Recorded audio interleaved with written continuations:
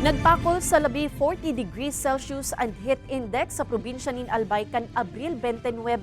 Sigun sa Bureau of Fire Protection, posibleng ang labing init kan panahon ang nag-trigger kan kasulo kasuudma sa haros 2 ektaryang kaduduotan sa barangay Marigondon sa Banwaan kan Piuduran. Grassland kaya ang mga kadlagan sa Banwaan. Kulang sa vegetation kaya tuyong tig-init na alang ini asin harani sa huma kan kasulo. 1:55 nin hapon kan maiapod ang kasulo. Pasado 6 naman nin banggi kan maideklarar ang fire out.